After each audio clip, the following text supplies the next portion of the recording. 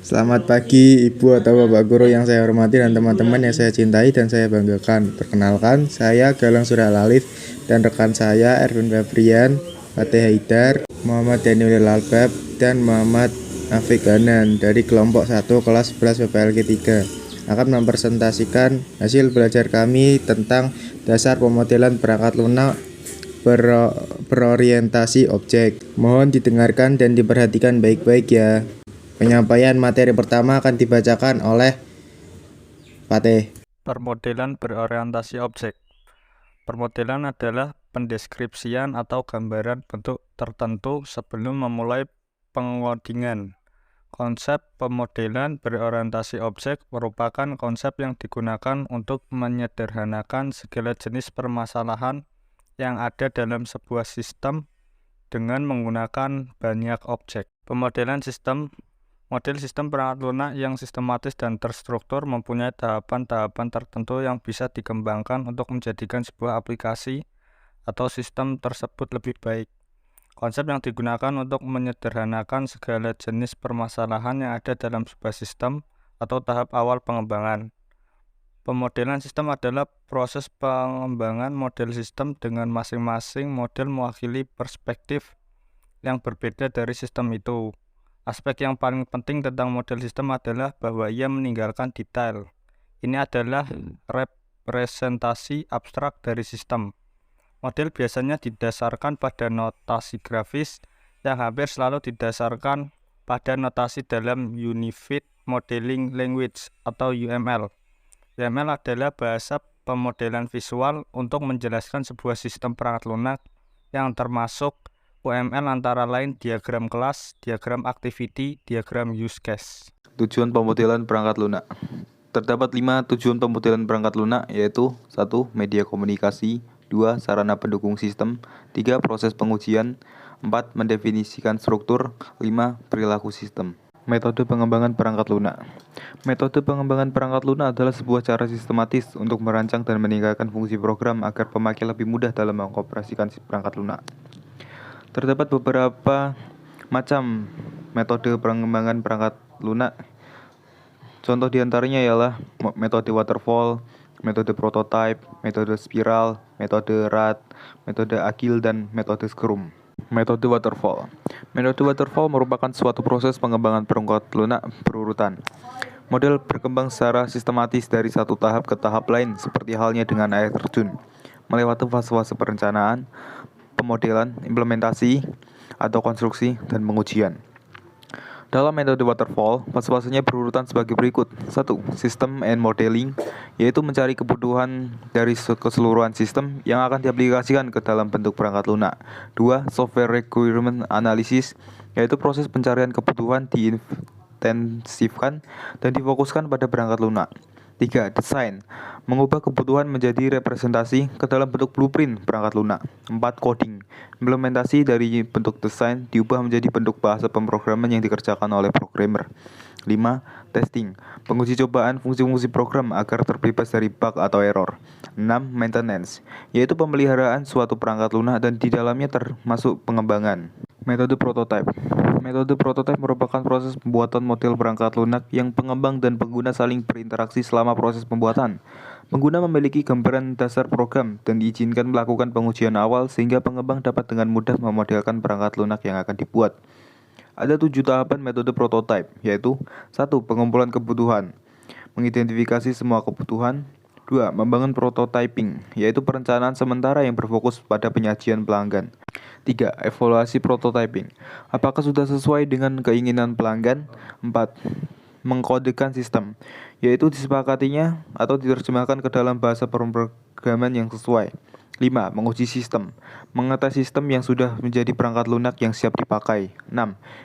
Evaluasi sistem, apakah sistem yang sudah jadi sudah sesuai dengan yang diharapkan. 7. Menggunakan sistem, yaitu perangkat lunak diterima pelanggan dan siap dipakai. Metode spiral. Metode spiral adalah gabungan dari model prototyping dan model waterfall dengan penekanan yang tinggi pada analisis risiko tiap tahapannya. Metode spiral dilakukan dalam 5 langkah, yaitu 1. Komunikasi, yaitu pemilik proyek menyampaikan kebutuhannya kepada pengembang perangkat lunak. 2. Perencanaan mendetail tentang proyek yang digarap seperti estimasi biaya, batas waktu, pengaturan jadwal, identifikasi lingkungan kerja, sumber-sumber informasi untuk melakukan literasi. Hasilnya adalah dokumen spesifikasi kebutuhan sistem.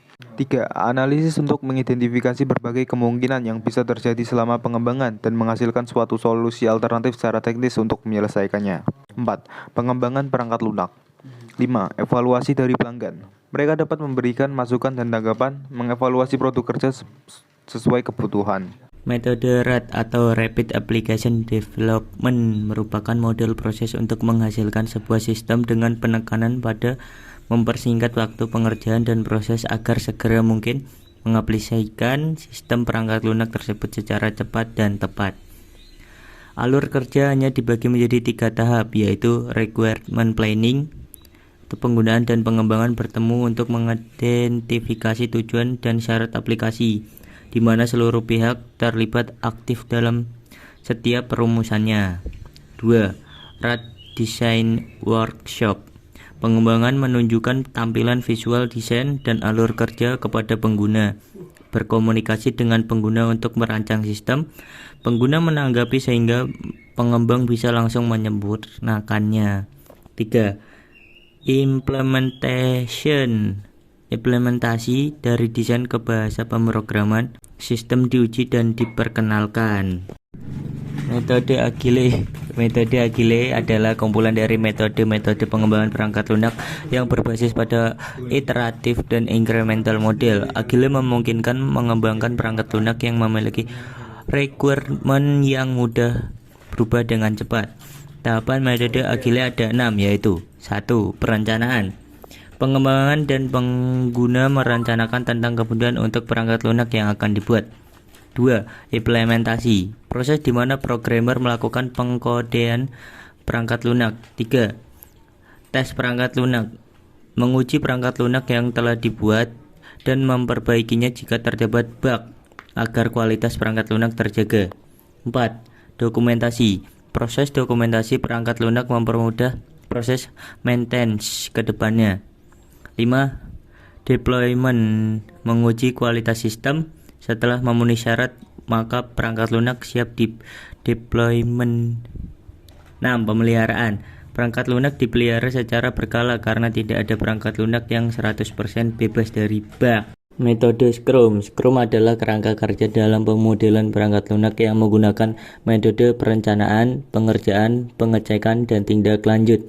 Kesalahan yang dilakukan banyak orang adalah pengecekan dan tindak lanjut. Pekerjaan dilakukan setelah kerjaan itu selesai. Dengan Scrum, pengecekan dan tindak lanjut kerjaan dilakukan selama pengerjaan. Ini mendorong untuk melakukan perbaikan sesegera mungkin ketika sebuah kesalahan terjadi. Dengan begitu, suatu kerjaan akan lebih cepat diperbaiki dan tidak perlu mengulang dari awal sehingga lebih menghemat waktu. 5 tahapan metode Scrum sebagai berikut. 1. Product backlog. Bertujuan menentukan prioritas dalam mengerjakan sprint. 2. Sprint planning meeting. Semua tim berkumpul mengidentifikasi tugas masing-masing. 3. Daily Scrum. Evaluasi karena proses untuk mendiskusikan berbagai kendala. 4. Sprint review meeting. Anggota tim mendemonstrasikan yang sudah dikerjakannya dalam periode 1 sprint. 5. Sprint retrospektif. Anggota tim bisa menyampaikan pendapat dan evaluasi mengenai kinerja selama menerapkan Scrum. Sekian dari kelompok kami, mohon maaf apabila ada salah kata. Hidup kesepian tanpa kekasih. Cukup sekian dan terima kasih.